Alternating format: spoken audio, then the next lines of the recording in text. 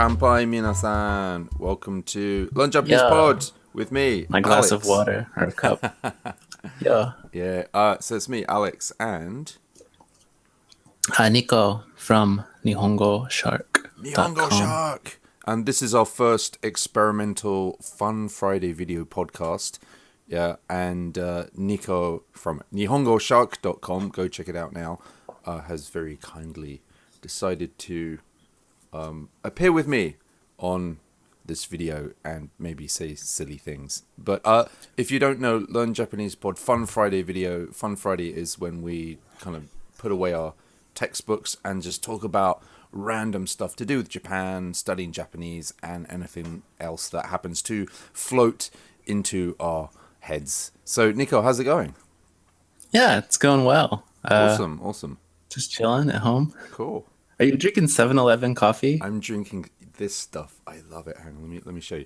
So this is what kind of keeps me going in the morning. 7-Eleven coffee. It's actually good because it's not really strong. It's just enough to wake me up in the morning. It doesn't taste too horrible. Well, I like their iced coffee, like their iced coffee at 7-Eleven. It's really good, yeah. The iced coffee is really good. Basically, there was this boom. I think all the convenience stores in Japan were trying to compete with maybe, I don't know, Starbucks or whoever. And then suddenly there was this 1 month where like every single convenience store in Japan started serving this kind of fresh ground coffee and also the iced coffee as well. Yeah, I really want one of those like espresso coffee machines. Those are sweet. Yeah, they're great. They're awesome. Niko, what have you been doing recently? What's new? So we're in Tokyo right now, but I think we're going to San Diego, like maybe in 3 weeks. Awesome. 2 weeks. Awesome. Are you coming back or are you going forever? I don't think I'm going anywhere forever. Cool. So, how's it going? How are your plans going for that? It's all right. Like, so Ray's getting like a visa for America, and it's like kind of a nightmare because the application process takes like forever. Okay. Whereas like when I got a visa for Japan, like a spouse visa, like it's really easy. You just not easy, but it takes like a month. You know? Right. Whereas like for America, it's taken like almost a year now. But it's not. She's not getting a green card. It's like a spouse visa for the States, right? Oh, but they'll send her a green card like a few months after we arrive. Yeah. Good luck with that. Ganbatte kudasai. If you don't know, Rei is Niko's wife, who's awesome. Yeah. She's cool. I went drinking with you and her the other day. Yeah, that was good fun. Yeah, she's like asleep behind me. You know, the great thing about these podcasts is we can do them with people sleeping behind us or with me. I'm wearing a kilt at the moment, but you can't see. People call it a dress, but it's not really. No, I'm kidding. I doubt you're wearing a kilt. I know. I should explain to my listeners on Learn Japanese Pod, because I think maybe Nihongo Shark members will be watching this, but for the Learn Japanese Pod members, Niko, this geezer here, is the emperor and king of Nihongo Shark, which is an awesome site for learning Japanese. And what's your focus? It seems like your whole thing is about like self-study and method, like really like effective methods to learn kanji and grammar and speaking. And the other really cool thing, I'm giving a horrible introduction to your thing, but I think it's pretty solid. But I think the other really cool thing is you do these daily emails people can subscribe to, and they're really cool because they're how I learnt Japanese. You have these like really cool supernatural everyday phrases that aren't necessarily in the textbooks, but it's stuff that you'd actually pick up, I don't know, from watching like, I don't know, TV dramas or random stuff online or overheard conversations, that's really how you learn. It's not so much textbooks, right? Yeah, like in the daily lesson newsletters, like sometimes we have stuff that's like formal or grammar from textbooks. Yeah. But usually it's just really chill, casual Japanese. Yeah. Which is like so easy, but like I didn't learn it for like the first 3 years I was studying Japanese. Right. I was like studying like particles and like passive causative form and like Right.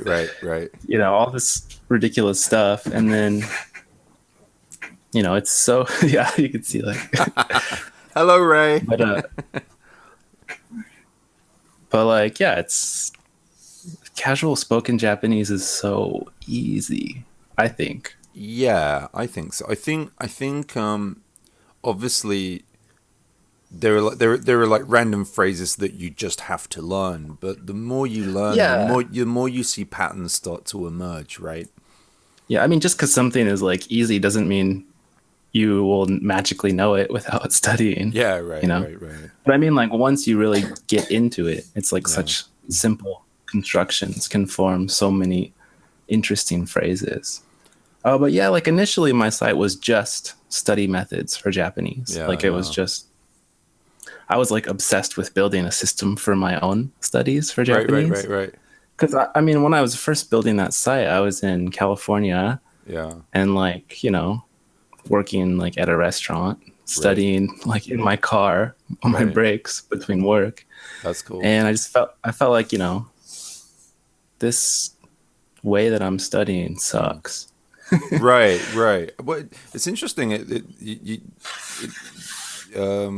sounds like I'm a bit similar to you in the way, like, I think when we started studying Japanese, we were like super into it, right?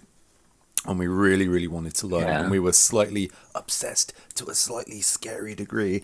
And I think like most people's introduction to Japanese is usually like a textbook, like Genki or Japanese for Busy Nihongo. People or Nihongo. Yeah. And they're great books. I don't want to knock them. But when I started studying Japanese like a million years ago, the only thing available was just all the standard texts and also like qualified Japanese teachers, which not necessarily. So basically, the point is like, and I don't want to knock Japan, but Japan, for all the amazing, incredible things it can do, teaching languages isn't one of them. Oh no! I'm sorry. I gotta be.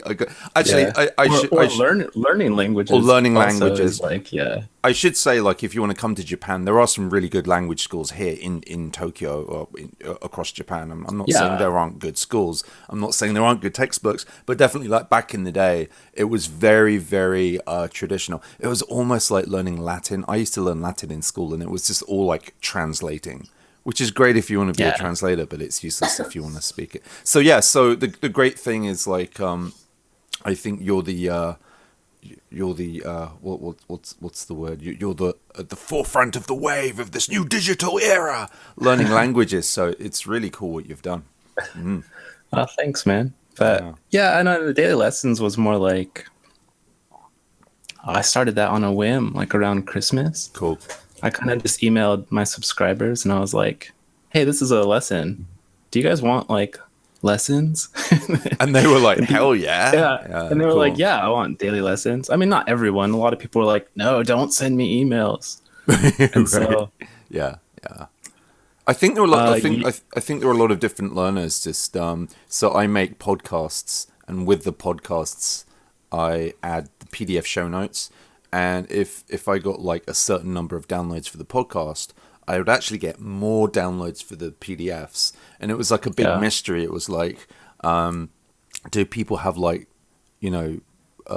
small bandwidth, like low broadband speeds, or like what's going on? And then randomly I met this guy, funnily enough, at the Tokyo Hackerspace, who said to me, oh yeah, I know your website. Yeah, I don't listen to your podcast. And I was like, he said, yeah, but I really like your PDFs. They're great. I'm like, oh, thank you.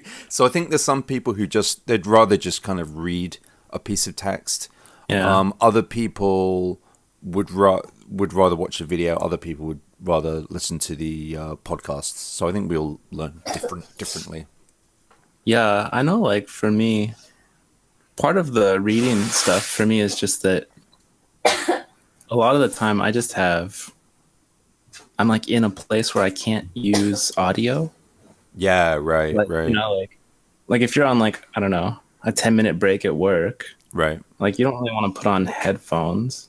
And Right, right, I'm not right, going to right. watch a video in front of like my coworkers because then they're going to like bug me about it. Whereas like Yeah. you could just like, read something on your phone. Right, right. And I think like, that's one side of it. And then other people, just like watching videos or I listen to podcasts when I go on walks like every day. Yeah, yeah. You Just, you said something really interesting to me the other day. I was talking about how I was this sad, pathetic YouTube junkie, and I'm watching all these videos. And you were saying because of you do a lot of work online, the last thing you want to do in your free time is look at a damn screen, right? You'd rather actually if you want to. I hate the word content. Well, if you want to listen to something, you want to listen to it in audio form, which is kind of cool. yeah. Well, yeah, because like my main job is like translating and writing stuff for a company in Tokyo. So like, and then I also write like the daily lessons and like I have like, my site and stuff. So it's like I wake up and I'm just on the computer all day. Wow. Doing something. So like, yeah, it's if I have free time, I'm not going to look at this. Right. So your eyes are starting to go square, right? So I've got just a random question for you. Like, how on earth did you get into Japanese in the first place? What kind of drew you into Japanese? Why not Brazilian Portuguese? Dude, it was like totally random for me. It was my last year of college, and I had like an empty elective, so I could take anything, cool. And like I was like, I'm gonna take a language because languages are cool. Yeah. And I literally just opened like the course catalog for my school. Yeah. And I was like, Japanese sounds cool. Like when I was a little kid, I loved ninja and stuff. So like, I studied like first semester Japanese, and I was just like, this is cool. And you weren't like a crazy cosplay or anime nerd or anything. No, I mean, I like would later after I started studying Japanese, I watched like a bunch of anime and stuff just because I wanted any content I could get. I didn't really learn much from it at that point. But yeah, it was like anything I could get my hands on at that point. Cool. And so like maybe like a year later, I went to Japan, studied for like 6 months. Awesome. Ran out of money. That happens in Japan. I went back to California at that point, and I was like, it's impossible. I quit. I'm not going to study Japanese anymore. Why was that? You were just kind of, this is... I don't know. I felt... It's just kind of like, this is going to be a damn expensive hobby if I'm going to be flying, to and from Japan every time. Yeah, not even that. Just like...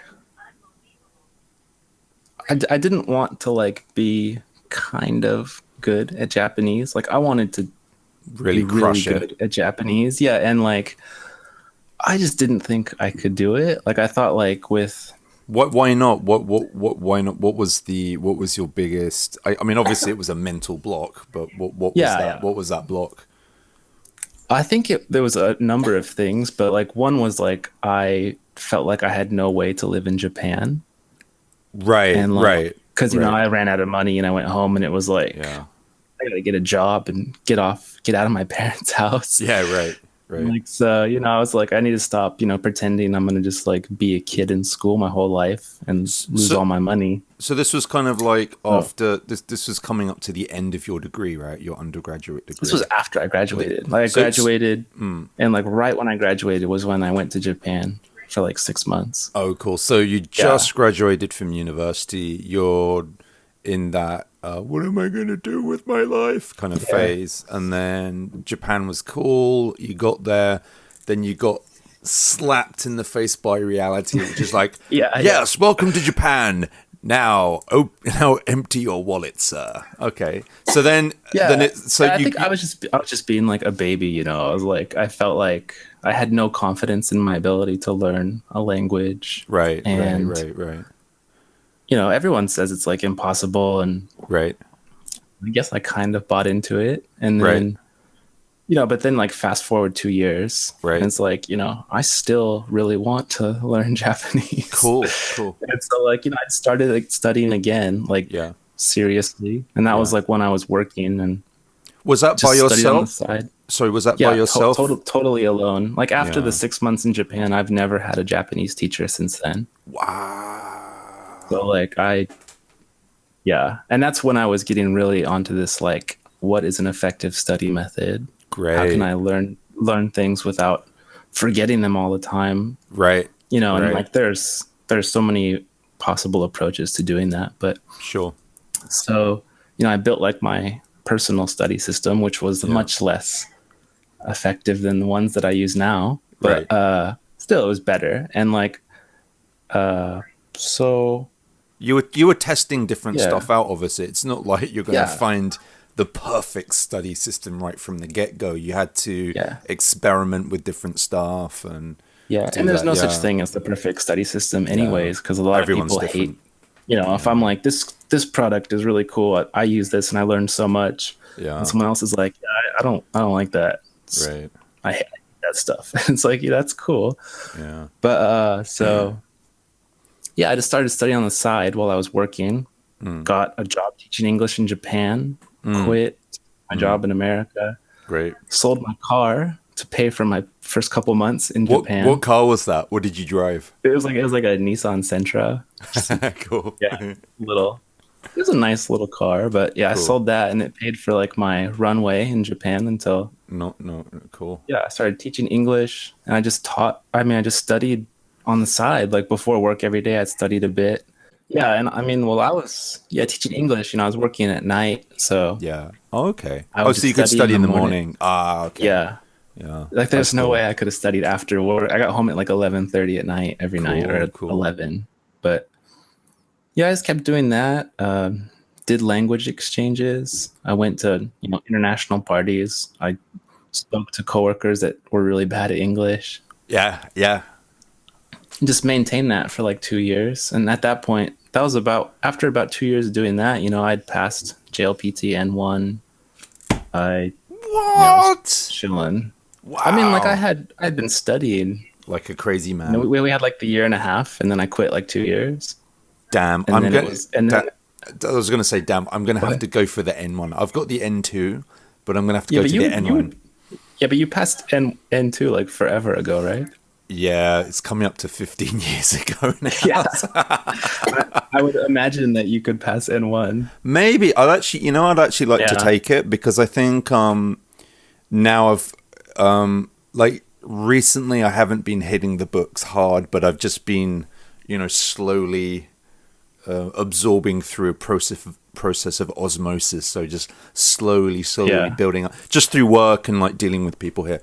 Oh, that's cool. Okay. But I guess you don't really come across a lot of N1 grammar in your daily life. That is true. But I do tend to. Recently, I've been trying to read more Japanese online. Just kind of looking at the NHK site.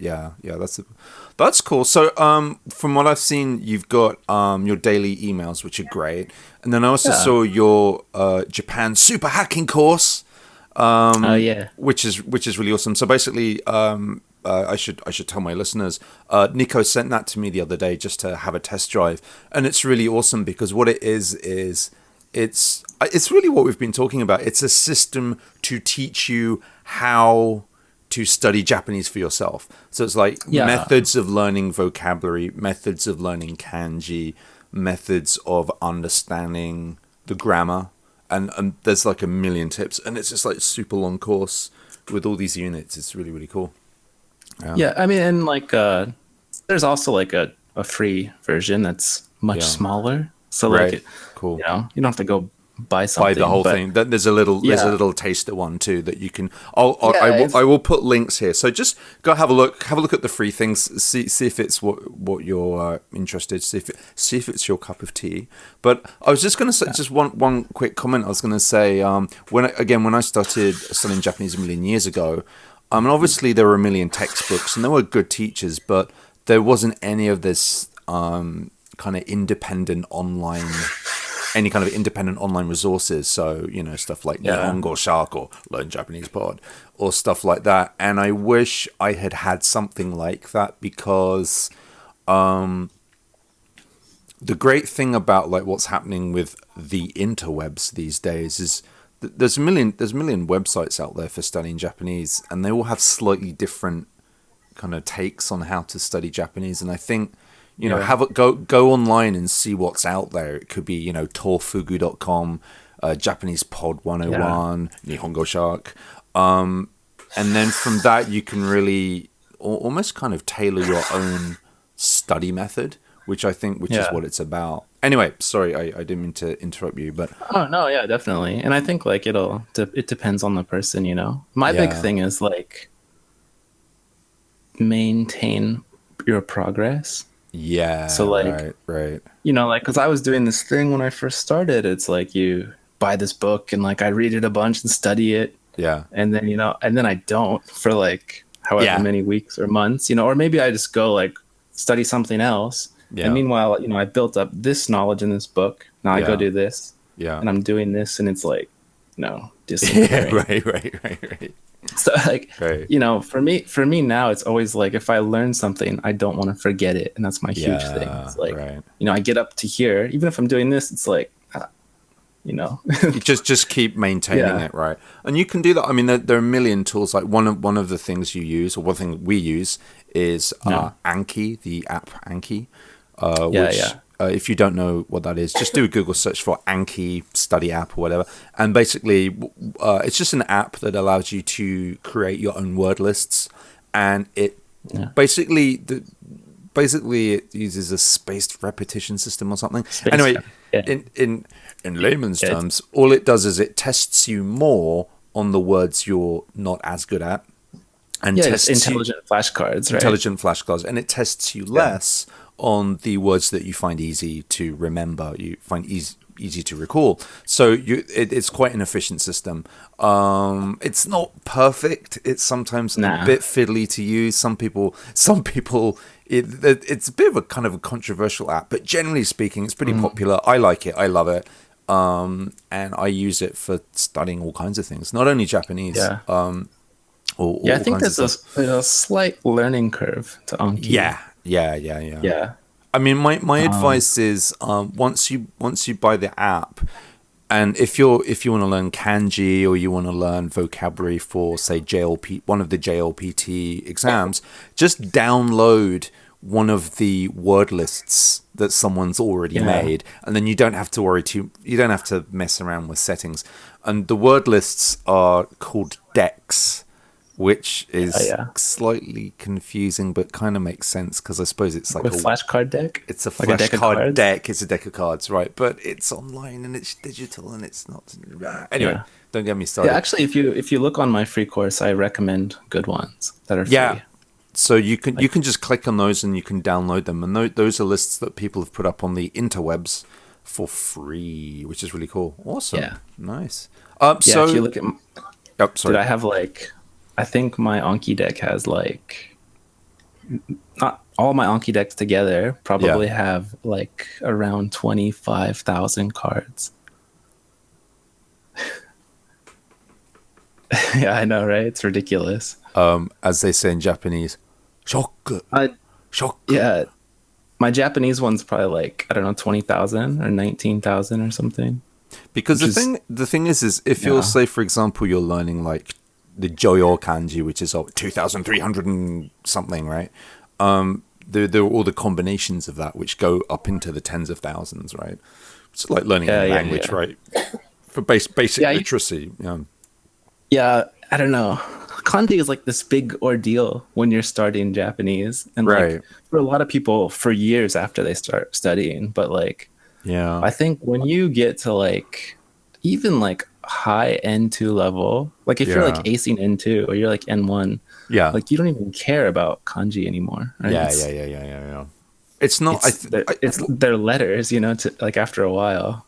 I think it's important to say, and to be honest, that there are different levels of engagement with Japanese. Like if you're just coming to Tokyo for a week, learn enough kanji to understand exit, entrance, toilet, men, women, airport, and you'll be fine, right? And you don't need just learn like katakana and you'll be chill. Learn katakana and learn just say a bunch of Western words in a Japanese accent, and they'll probably understand you, right?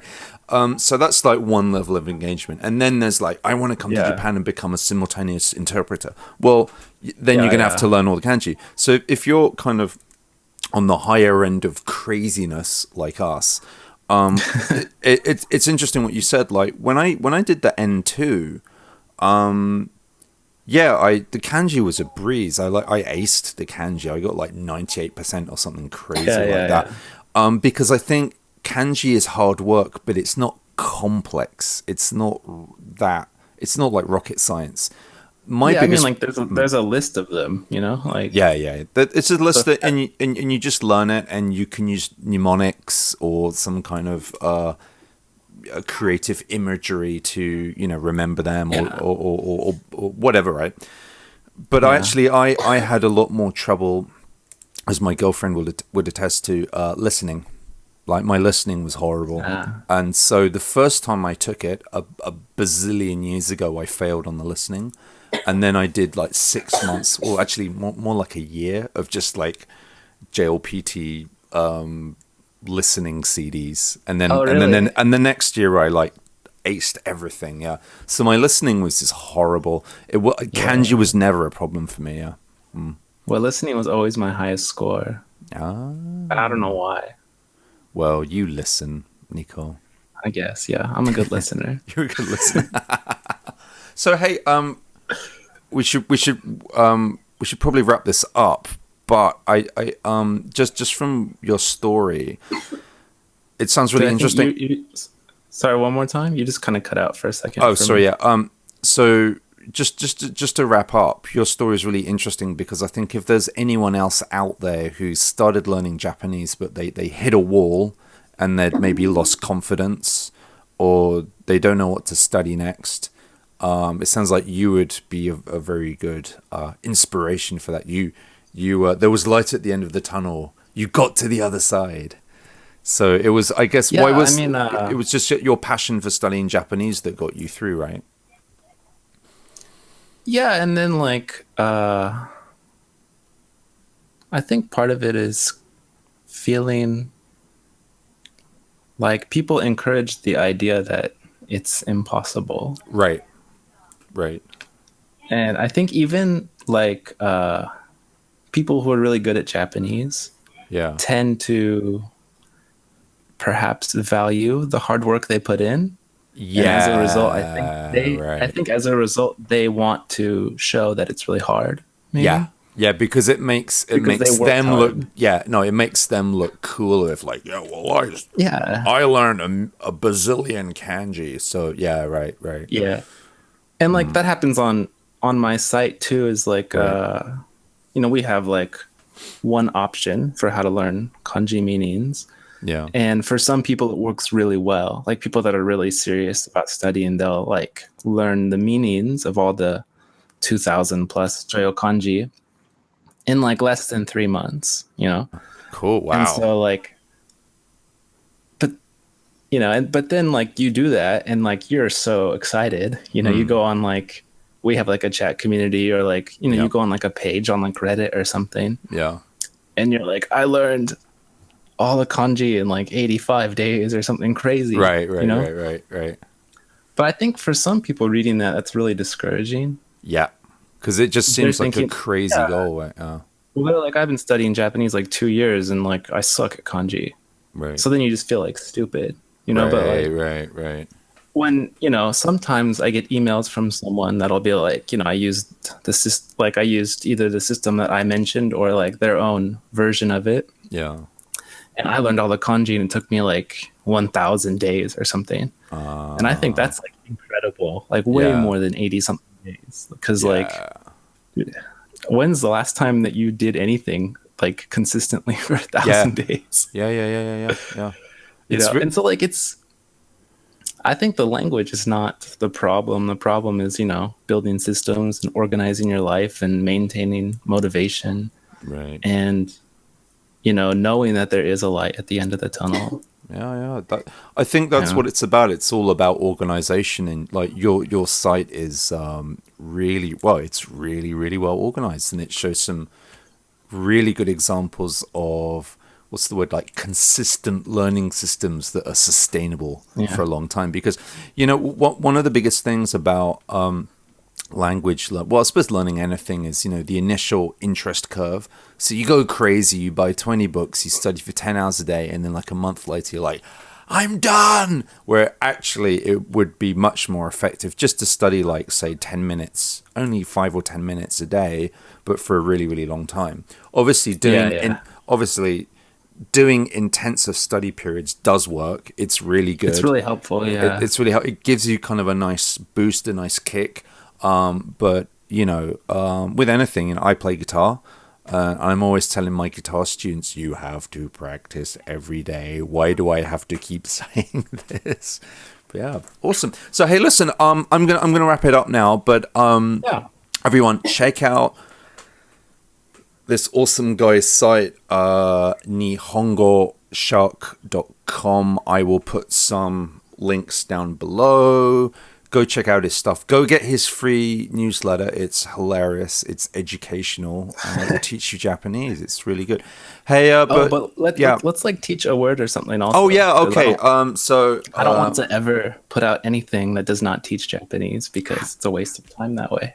Absolutely. So what should we do? I have a good one. Okay. So, like, I always wake up early in the morning, right? And whereas like Ray goes to bed at like 3 or 4 in the morning, so I wake up way before her, which means that I get all this like these chores in the morning, one of which is the trash. Oh dear. And so like today, for example, I wake up in the morning, and I have this one, gomiste. Yeah. Nice. Yeah. Gomiste. So gomi means a trash. Sutte or stet means Yeah, well, the full word would be steru, right? Steru, like, to throw away.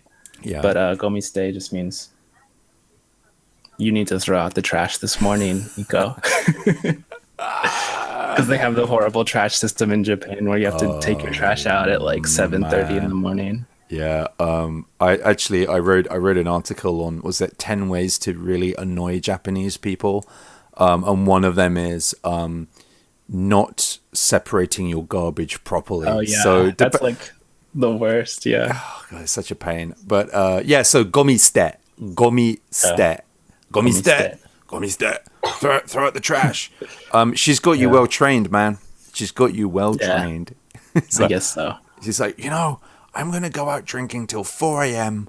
so Niko can take out the trash. Yeah, it's like, wake up.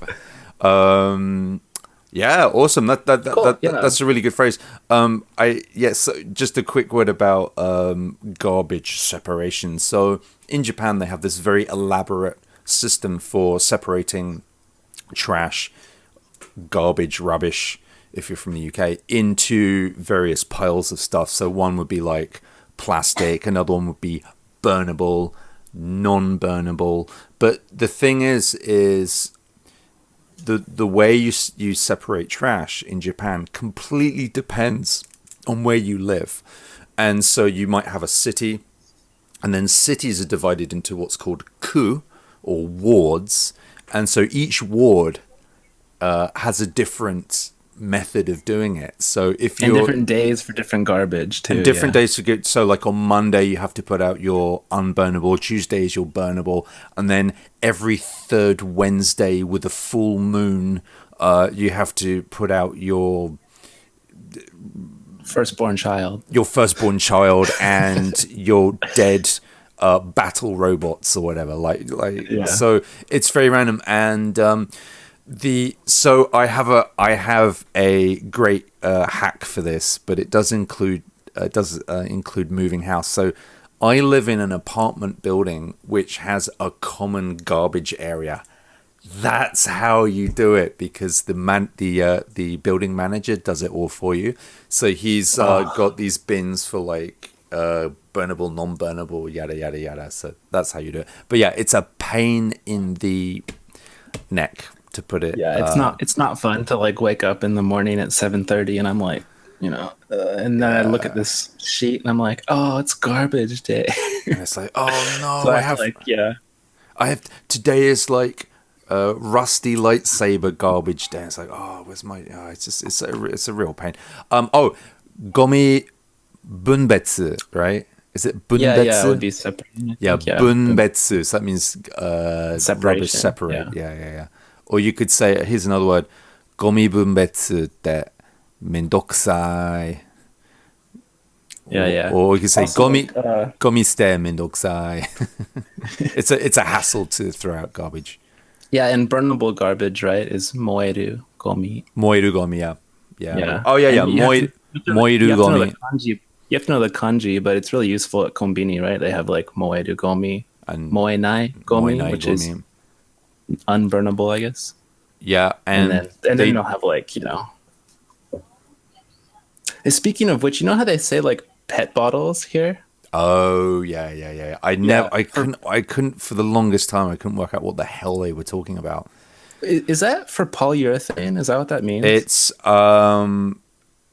it's either a shortening of some kind of. It's either what's it called? It's basically a type of plastic. That PET stands for something to do with like polyurethane or polyurethane, I think. Something like that. Yeah.